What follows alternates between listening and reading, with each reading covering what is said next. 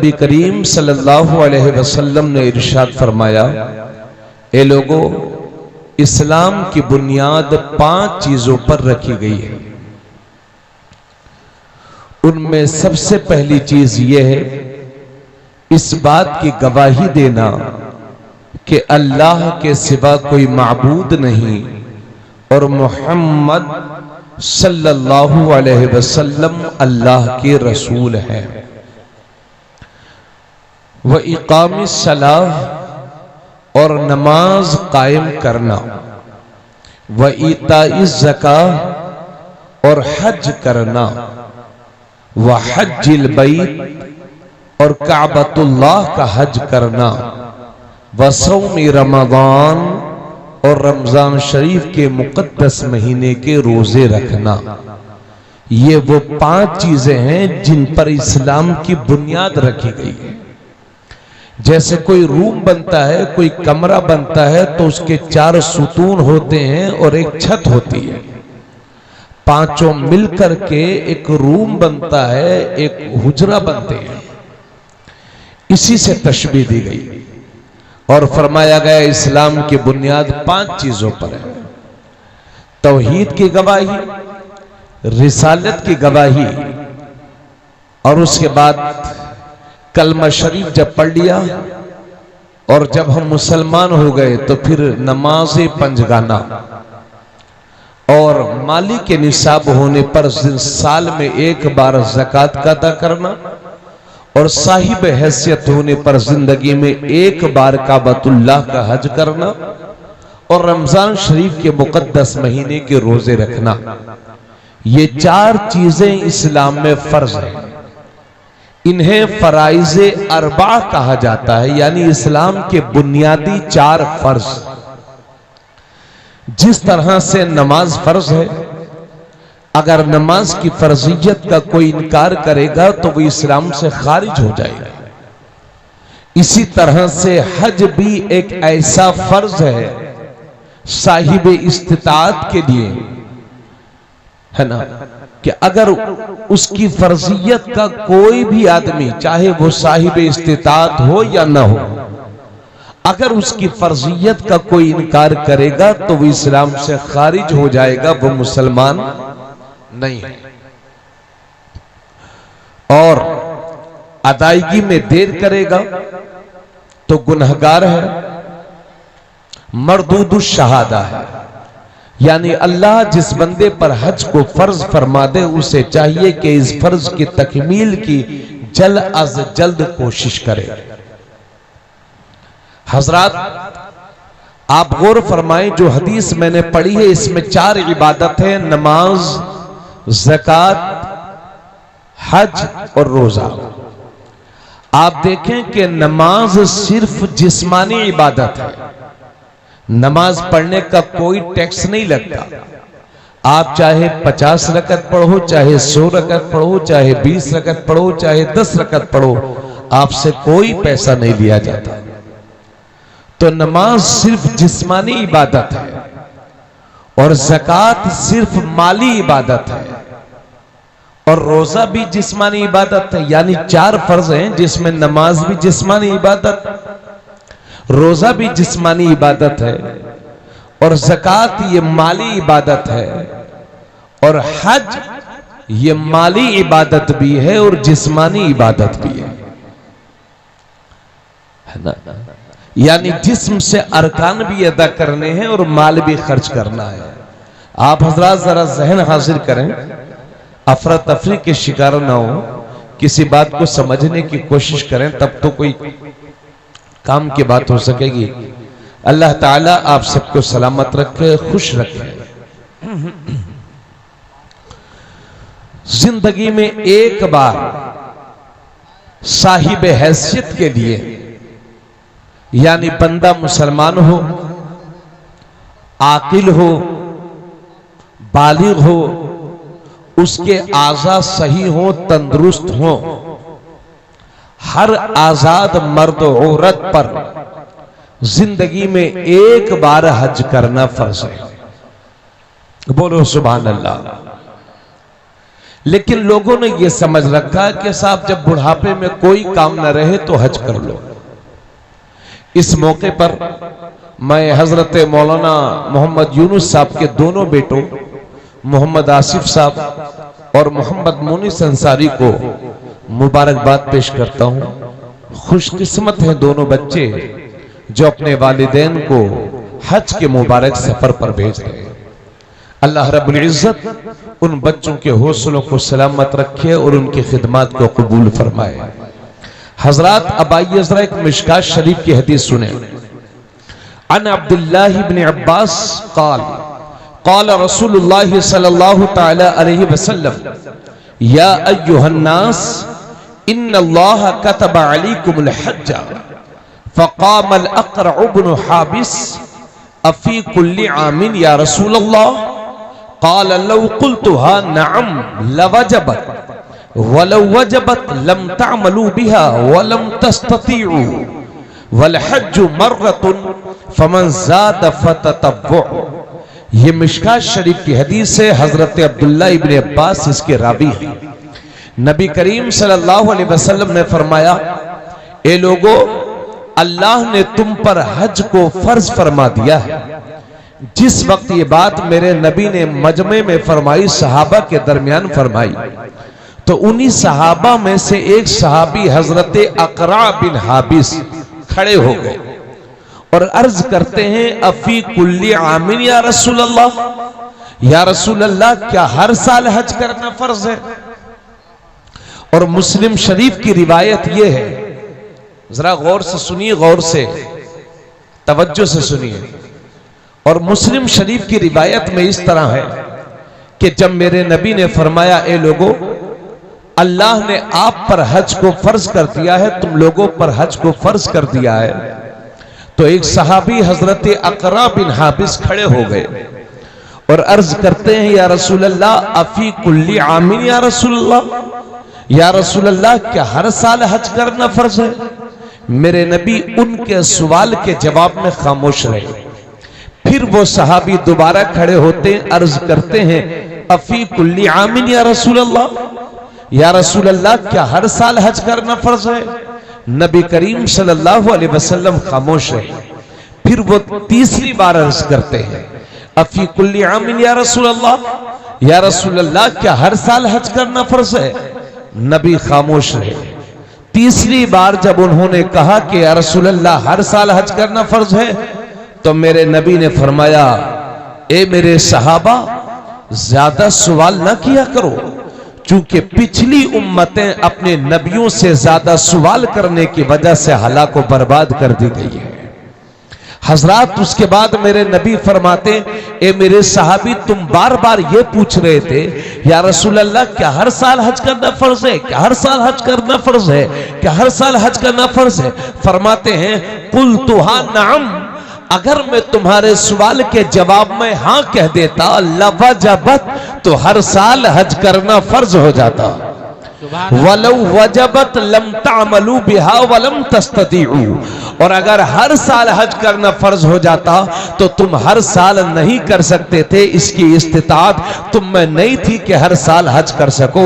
वल हज्जु मर्रतुन, लिहाजा जिंदगी में हज एक बार अदा करना फर्ज है। फमन ज़ाद फततव्वु, उसके बाद जब भी हज करेंगे अल्लाह नफली हज का सवाब अता फरमाएगा। सुभान अल्लाह, सुभान अल्लाह, अल्लाहु अकबर, या रसूल अल्लाह, जिंदाबाद, जिंदाबाद।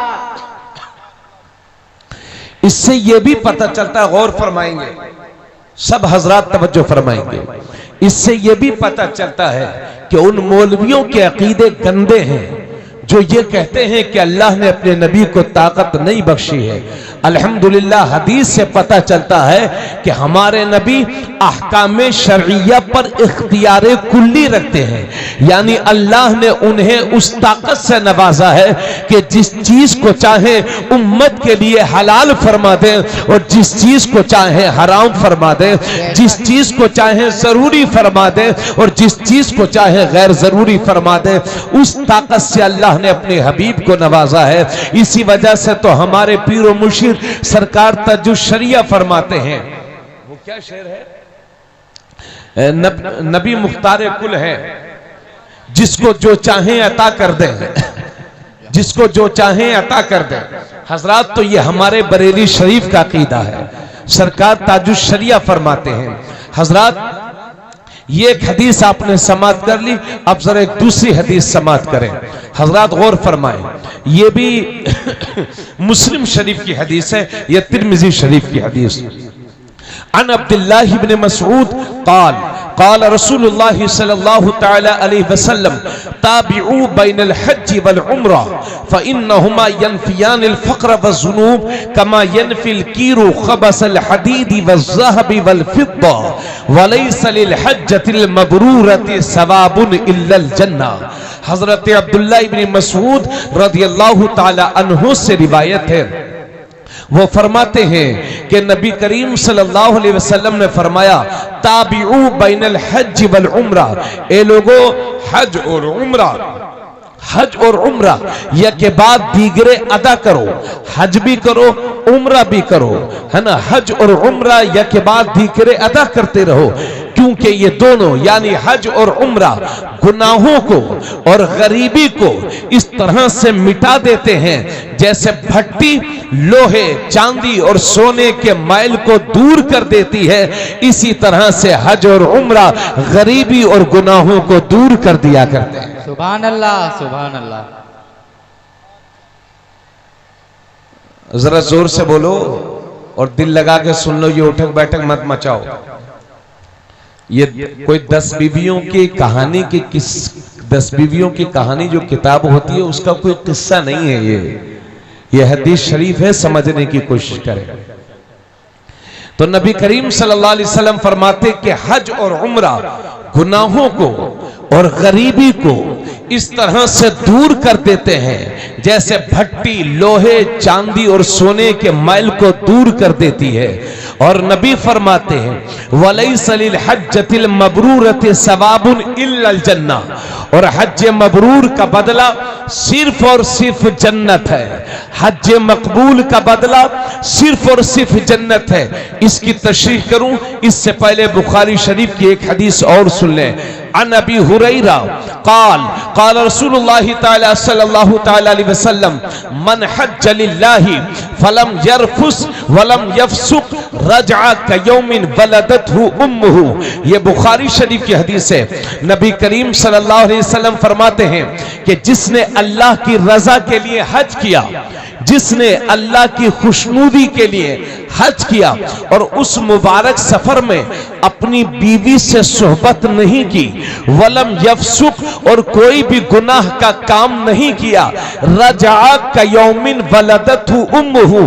नबी फरमाते हैं जब वो पलटता है तो गुनाहों से ऐसा पाक और साफ पलटता है जैसे आज ही उसकी मां ने उसे जन्म दिया है। जैसे बच्चा बगैर गुनाह के पैदा होता है, बच्चा जब पैदा होता है तो गुनाहों से साफ और पाक होता है, इसी तरह से नबी फरमाते हैं कि हाजी जब हज करने के बाद वापस आता है तो गुनाहों से बिल्कुल साफ और पाक होता है। बोलो सुभान अल्लाह, सुभान अल्लाह। लेकिन ये वो हाजी गुनाहों से पाक और साफ होता है कि जिसका हज अल्लाह की बारगाह में कबूल हो गया हो।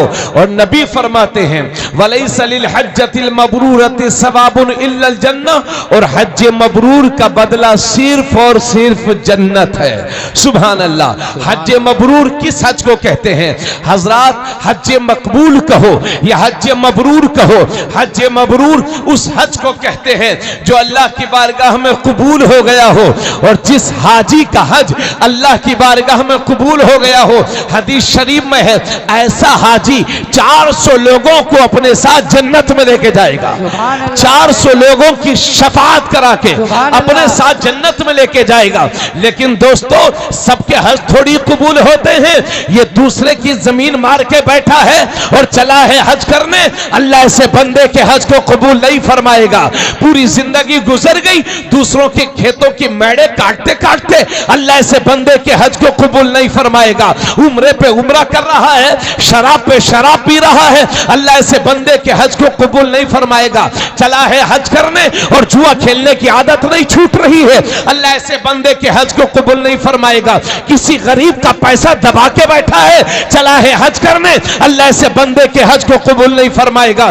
दूसरे की जमीन मार के बैठा है, चला है हज करने, अल्लाह ऐसे बंदे के हज को कबूल नहीं फरमाएगा। इसीलिए तो लोग कहते हैं यार ये हाजी है कि पाजी है, हाजी है कि पाजी है। और हजरात काबा शरीफ में तवज्जो चाहूंगा, काबा शरीफ में एक पत्थर लगा हुआ है जिसे ब्लैक स्टोन कहते हैं, हजरे अस्वद कहते हैं, संगे अस्वद कहते हैं। ये एक जन्नती पत्थर है। जब जन्नत से आया था तो बिल्कुल सफेद था, लेकिन गुनाहों को चूसते चूसते काला पड़ गया है। तो अल्लाह ने इस पत्थर में वो तासीर दी है कि गुनाहों को चूसता भी है। और कुछ लोग वो हैं जिन्हें उल्टा सप्लाई भी करता है, तो जिनके गुनाहों को चूसता है वही हाजी होता है, और जिन्हें उल्टा सप्लाई करता है वही इंडिया का पाजी होता है। लेकिन ए मेरी अवाम अहले सुन्नत, ए मेरे सुन्नी भाइयों, आप कैसे जानोगे कि यह हाजी जा रहा है कि पाजी जा रहा है? आप कैसे जानोगे कि इसका हज कबूल भी हुआ है कि नहीं? तो हमारे उलमा ने पहचान बताई है। हमारे उलमा फरमाते हैं कि हज के कबूल होने की पहचान यह है कि बंदा जैसा हज करने जाए और जब पलट के वापस आए और पहले से भी ज्यादा नेक हो जाए तो समझ लो कि हज कबूल हो गया। सुभान अल्लाह, सुभान अल्लाह, या रसूल अल्लाह, जिंदाबाद जिंदाबाद जिंदाबाद। थोड़ी सी इको बंद कर दो, आवाज तेज करो, इको बंद करो। बात समझ में आई भाई आप लोगों के? हजरात, हज के कबूल होने की पहचान यह है कि बंदा जैसे हज करने जाए और जब पलट के वापस आए और पहले से भी ज्यादा नेक हो जाए तो समझ लो कि उसका हज कबूल हो गया।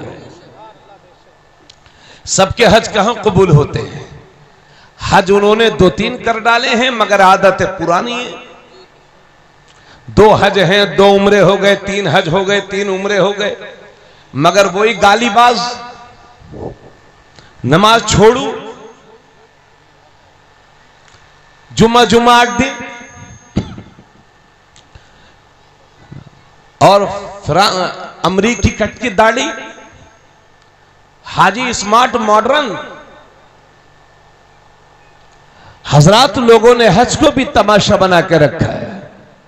यह हज यात्रा नहीं है साहब, यह अल्लाह का फर्ज है जो बंदों के लिए निहायत जरूरी है, जो साहिब हैसियत है।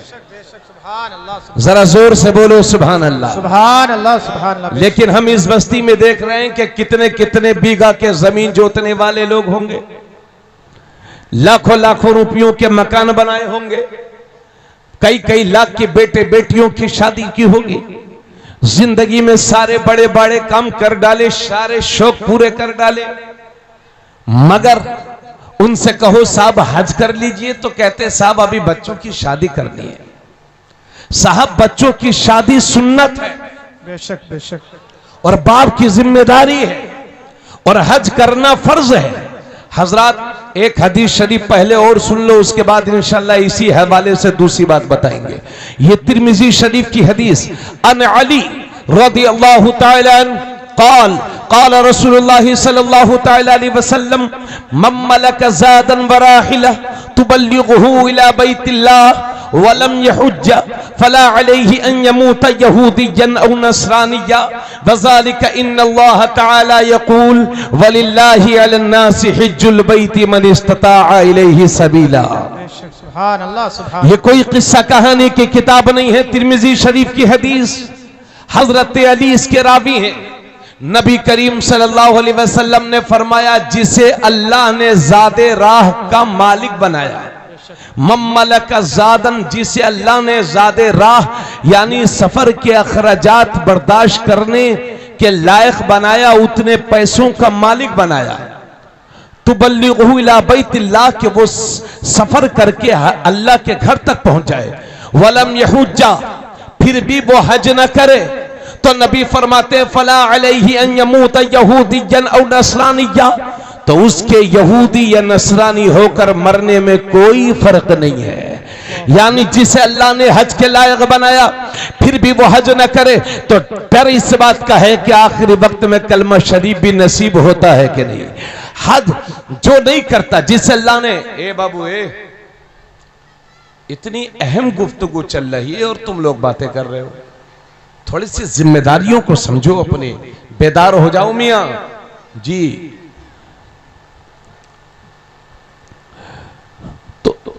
तो नबी करीम सल्लल्लाहु अलैहि वसल्लम फरमाते हैं उसके यहूदी या नसरानी होकर मरने में कोई फर्क नहीं। यानी डर इस बात का है कि यहूदी होकर के मरे कि ईसाई होकर के मरे। अरे क्या करोगे ऐसे पैसे का जिसमें हज भी नसीब ना हो सके। करोड़ करोड़पति हैं लोग, कई कई एकड़ के मालिक हैं लोग, बड़ी बड़ी बिल्डिंगें हैं लोगों की, मगर हज नहीं करते। कई कई लाख की कारों में घूम रहे हैं लोग, मगर हज की सादत नसीब नहीं होती। हाफिज फुरकान साहब, मैं कभी कभी सोचता हूं यार लोगों के पास इतना पैसा है फिर हज क्यों नहीं करते। तो मेरा दिल मुझसे कहता है इस वजह से हज नहीं करते, या तो ये वजह है कि लोगों का पैसा ही इस लायक नहीं है कि उस पैसे से हज को जा सके, या दूसरी बात यह है कि दिल इतना काला हो गया है कि सब कुछ है लेकिन हज करने का मौका ही नहीं मिल पा रहा है। आज के आदमी का मिशन है पैसा हो चाहे जैसा हो, पैसा हो चाहे जैसा हो।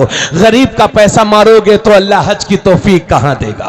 पूरी जिंदगी डंडी मारोगे तो अल्लाह हज की तौफीक कहां देगा। सूद पर पैसा उठा के बैठे हो, अल्लाह हज की तौफीक कब देगा। और एक गरीबों, आपको मायूस होने की जरूरत नहीं है। अगर अल्लाह ने हज को फर्ज फरमा दिया है तो फिर हज अदा करो, और अगर आप गरीब हैं, आप पर हज फर्ज नहीं है, तो फिर आपके लिए मेरे नबी की एक हदीस मेरे पास है, बतौर तोहफा पेश करता हूं। अगर आपके माँ बाप जिंदा हैं तो हदीस सुनिए और जिंदा दिली के साथ सुनिए। मिशकात शरीफ की हदीस है, मेरे नबी करीम सल्लल्लाहु अलैहि वसल्लम इरशाद फरमाते हैं, जिसने मोहब्बत के साथ इताअत और फरमा बरदारी के साथ जिसने एक बार अपने माँ बाप के चेहरे की ज़ियारत की तो अल्लाह उसे एक हज मकबूल का सवाब अता फरमाएगा। बेशक, सुभान अल्लाह, बेशक एक हज मकबूल का सवाब। भाइयों, सबके हज थोड़ी कबूल होते, मैं बार बार कह रहा हूं। और आला हजरत ने पहचान बताई है,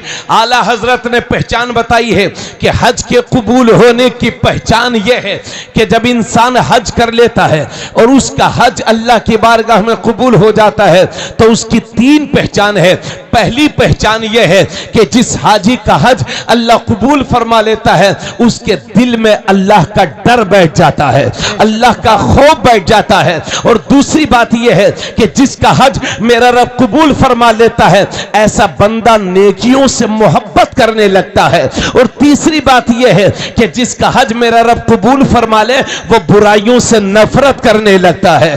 तो तीन पहचान है। पहली पहचान यह कि हाजी के दिल में अल्लाह का खौफ बैठ जाए, दूसरी पहचान यह कि हाजी नेकियों से मोहब्बत करने लगे, तीसरी पहचान यह है कि हज करने के बाद बुराइयों से नफरत होने लगे। समझ लो, जिस इंसान में ये तीन सिफात पाई जाएं अल्लाह ने उसके हज को कबूल फरमा दिया है। सुभान अल्लाह। लेकिन मैं बार बार कह रहा हूं कि सबके हज थोड़ी कबूल होते हैं, लेकिन ये लोग मोहब्बत के साथ अपने माँ बाप को सिर्फ एक बार देखो तो एक हज मकबूल का सवाब। नबी का दरबार सजा हुआ था तो 4 लाख रुपया खर्च करने के बाद भी कोई गारंटी नहीं कि हज कबूल हुआ है कि नहीं, लेकिन नबी फरमाते हैं सिर्फ एक बार अपने माँ बाप को मोहब्बत की निगाह से देखो तो अल्लाह एक हज मकबूल का सवाब अता फरमाएगा।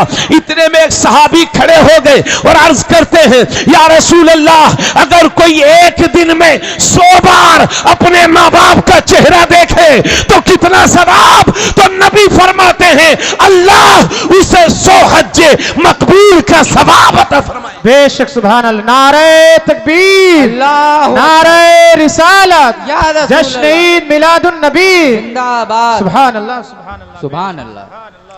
जरा जोर से बोलो सुभान अल्लाह। सुभान अल्लाह।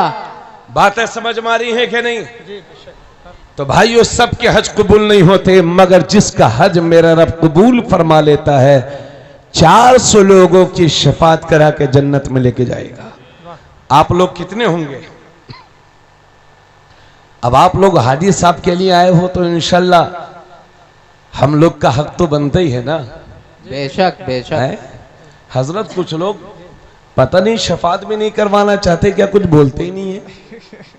अरे भाई, आप लोग शफात चाहते हैं ना जी, जन्नत चाहते हैं ना, या ये सोच रहे हैं कि जन्नत तो अपने लोगों को मिलेगी मिलेगी?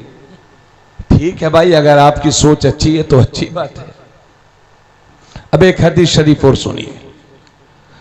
अन अब्दुल्लाह इब्न अब्बास रज़ियल्लाहु तआला अन्हु क़ाल क़ाल रसूलुल्लाह सल्लल्लाहु तआला अलैहि वसल्लम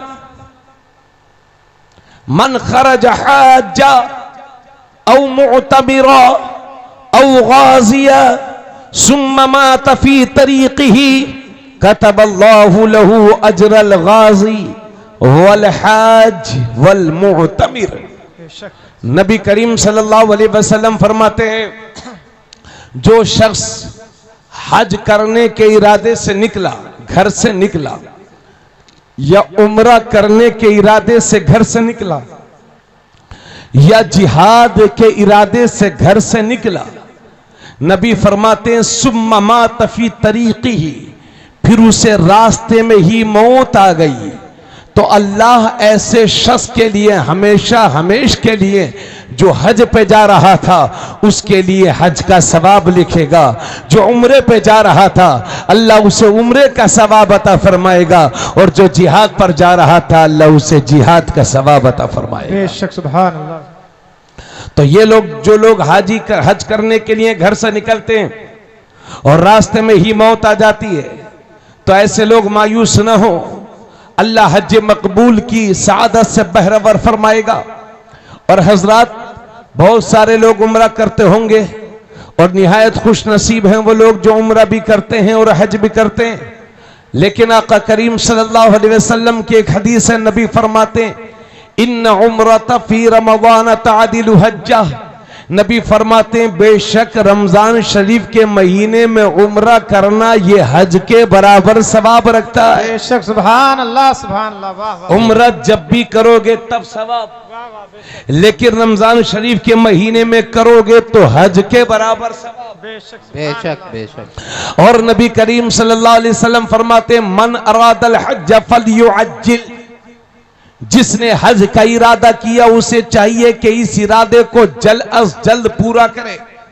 कुछ लोग इसी मजमे में बैठे होंगे, 10 साल से इरादा बना रहे होंगे, फिर कोई जमीन मिल जाती है 2-4 बीघा, सोचे जमीन ही खरीद लें। फिर इरादा बनाया, फिर कुछ पैसे इकट्ठे हुए, फिर कार खरीदने लगे, फिर ट्रैक्टर, सोचा लाओ मकान ही बना ले। मेरे दोस्त, ये दुनिया की उलझने हैं। अगर अल्लाह इस लायक बनाए तो हज के अदायगी के लिए जल्द अज जल्द कोशिश करें। हाजी साहब हमारे जा रहे हैं, इसमें कोई बुरा मानने की बात नहीं है, ये पूरे इंडिया के मुसलमानों की प्रॉब्लम है। सबसे ज्यादा बूढ़े हाजी अगर किसी मुल्क के होते हैं तो इंडिया, बांग्लादेश और अपने पड़ोसी मुल्क नेपाल, पाकिस्तान के सबसे बूढ़े हाजी होते हैं। और कुछ लोग तो अपने माँ बाप को शौक में भेजते हैं नाम कमाने के लिए, है ना, नाम कमाने के लिए, ताकि हमारा नाम हो जाए। अगर इस तरह की नियत से हज करते हैं तो कोई फायदा नहीं है पैसा बर्बाद करने से, है ना। नामो नुमूद के लिए हज नहीं किया जाता। हजरात, तो हज जिंदगी में एक बार फर्ज है, और मैंने बाज किताबों में, किसी किताब में पढ़ा था कि एक जिंदगी में एक बार हज करना फर्ज है, और अल्लाह इस्तिताअत दे तो हर 5 साल में एक बार हज करना यह मुस्तहब है। यानी अल्लाह इस्तिताअत दे, हैसियत दे तो हर 5 साल में एक बार हज कर लेना चाहिए। पहले के लोगों को आपने सुना होगा कि उन्होंने 7 हज किए थे, उन्होंने 5 हज किए थे, मगर अब तो हमारी जहालत का आलम यह है, बाज लोग समझते हैं कि बहराइच शरीफ गाजी सरकार के आस्थाने पर 7 बार चले जाओ, एक हज का सवाब मिल जाता है। एक मौलवी साहब मुझे मिले नानपारा में, तो मैंने कहा मौलवी साहब कहाँ से आ रहे हो? बोले हज करके आ रहे हैं। मैंने कहा भाई हज करके कहाँ से आ रहे हैं आप? इतनी जल्दी हो गया हज आपका? कल तो आप यहीं पे दिखाई दे रहे थे। तो बोले चलो हज ना मान रहे हो तो उम्र ही मान लो। तो मैंने कहा भाई उम्र इतनी जल्दी हो गया आपका? तो बोले नहीं, वो हम बहराइच शरीफ गए थे, हज का सवाब तो है ही। अल्लाह वालों के आस्थानों पर हाजिरी यकीनन बाइस खैर व बरकत है, लेकिन अल्लाह ने हज फर्ज कर दिया है। हज के फर्ज को छोड़ करके अल्लाह वालों के आस्थानों के चक्कर लगाओगे तो कोई जरूरी नहीं है कि अल्लाह वालों के आस्थानों पर हाजिरी कबूल हो जाए। जी हां, जिस तरह नमाज फर्ज है इसी तरह से जिंदगी में साहिब हैसियत पर एक बार हज करना फर्ज। हजरत नबी फरमाते हैं जब हाजी हज करने के बाद आता है तो गुनाहों से ऐसा पाक और साफ हो जाता है जैसे आज ही उसकी मां ने उसे जन्म दिया है। और एक मुस्लिम शरीफ की हदीस और सुना दो, मोहब्बत से बोलो सुभान अल्लाह। तवज्जो है आप लोगों की, इस बात को मिस मत करना, ये इस बात सब दिल की तख्ती पर लिख के लेके जाओ। मुस्लिम शरीफ की हदीस है, नबी करीम सल्लल्लाहु अलैहि वसल्लम फरमाते हैं कि जब भी कोई हाजी हज करने के बाद जब बस्ती में वापस आता है तो जब तुम्हारी उससे पहली बार मुलाकात हो तो नबी फरमाते हैं हाजी से अपने लिए सबसे पहले दुआ करवा लो, क्योंकि उस वक्त जो दुआ वो कर देता है अल्लाह उसकी दुआ को कबूल फरमाता है। बेशक सुभान अल्लाह, क्योंकि वो गुनाहों से बिल्कुल पाक और साफ होता है, है ना? आप याद रखेंगे इस बात को। जब हाजी साहब हज करने के बाद वापस आएंगे, अगर आप मुलाकात करेंगे तो सलाम के बाद सबसे पहले क्या कहेंगे आप? हमारे लिए दुआ करिए। हाजी साहब तो दुआ देंगे ही देंगे, चूंकि आलिम दीन है वो जानते हैं, लेकिन आपका ये हुजूर ने फरमाया अपने लिए दुआ करवा लो, तो कम से कम हुजूर के हुक्म पर तो अमल हो जाएगा ना। बेशक सुभान अल्लाह। हाजी उस वक्त जो दुआ करता है अल्लाह उसे कबूल फरमा लेता है। मोहब्बत से बोलो सुभान अल्लाह। तो हजरत अल्लाह के घर का तवाफ और हज ये फर्ज है। और अब आइए जरा मदीना शरीफ की हाजिरी। सुभान अल्लाह, सुभान। मक्के की बात हो और मदीने की बात ना हो, क्योंकि मक्का भी शान वाला है, मदीना भी शान वाला है। मक्का हुजूर की जाए पैदाइश है और मदीना हुजूर का मदफन है। सुभान अल्लाह। हज फर्ज है और रोज़े रसूलुल्लाह की हाजिरी करीब व वाजिब है। बेशक। मैं आपको पढ़ी लिखी गुफ्तगू किताबें पढ़ कर के आपको बता रहा हूं, समझ गए? अभी हमारे मौलाना मजाज साहब क़िबला खिताब फरमा रहे थे, उनके पास वक्त कम था। मैंने उनसे यही कहा था कि पहले हज की फर्जियत पर बात हो, उसके बाद मदीना शरीफ के ताल्लुक से बात हो। मदीना शरीफ की हाजिरी करीब व वाजिब है। यह निहायत बदबख्ती की बात है कि कोई मक्का शरीफ तो जाए और रोज़े रसूलुल्लाह की हाजिरी के बाद मदीना शरीफ की हाजिरी न दे। सुभान अल्लाह। वो मदीना सुभान अल्लाह, अल्लाह कुरान में फरमाता ला उक़सिमु बिहाज़ल बलद व अंता हिल्लुम बिहाज़ल बलद। ए हबीब मुझे इस शहर मक्का की कसम, अल्लाह फरमाता मुझे इस शहर की कसम। और जिस वक्त ये आयत नाज़िल हुई थी हुजूर मक्के में थे, मुझे इस शहर की कसम। लेकिन अल्लाह खुद फरमा रहा है व अंता हिल्लुम बिहाज़ल बलद। ए हबीब मुझे शहर मक्का की कसम इस वजह से है कि इस शहर में तुम रहते हो। आपके कदमों की वजह से इस शहर की कसम। मक्का शरीफ में मैदान अरफात है, अल्लाह ने ये नहीं फरमाया कि मैदान अरफात है, मीना है, मुज़दलिफा है, मकाम इब्राहिम है, इस वजह से मैं कसम लेता हूं ना, बल्कि अल्लाह ने फरमाया ए हबीब तुम इस शहर में रहते हो, मुझे इस शहर की कसम इस वजह से। पता चला कि नबी जहां रहे वहां की कसम। तो जब तक नबी मक्के में थे मक्के की कसम, और जब आमीना के पेट में थे तो हजरत आमीना के पेट की कसम, जब गारे हिरा में थे तो गारे हिरा की कसम, और जब सिद्दीक अकबर के कांधों पर सवार हुए तो सिद्दीक अकबर के कांधों की कसम। महबूब जहां तुम हो वहां की कसम। वो मदीना नबी करीम सल्लल्लाहु अलैहि वसल्लम फरमाते हैं कि मेरा दिल करता है कि मैं चाहे दिन चाहे जहां गुजारूं मगर रात मदीने में ही आकर के गुजारूं। बेशक सुभान अल्लाह। जोर से बोलो और जोर से। नबी ने क्या फरमाया? मेरा दिल ये करता है कि चाहे दिन जहां गुजरे मगर रात मदीने में आकर के गुजारूं। अल्लाह के नबी सल्लल्लाहु अलैहि वसल्लम जब मक्का शरीफ से कहीं बाहर सफर पर तशरीफ ले जाते थे तो बार बार मुड़ मुड़ करके मदीना शरीफ को देखा करते थे। और जब कभी मदीना शरीफ के बाहर से जब शहर मदीना में दाखिल होते थे तो जैसे ही मदीना शरीफ की दरो दीवार दिखाई देती थी हुजूर सल्लल्लाहु अलैहि वसल्लम अपनी सवारी को तेज चलाते थे ताकि जल अज जल शहर मदीना में पहुंच जाए। बेशक सुभान अल्लाह। वो मदीना, बोलो सुभान अल्लाह।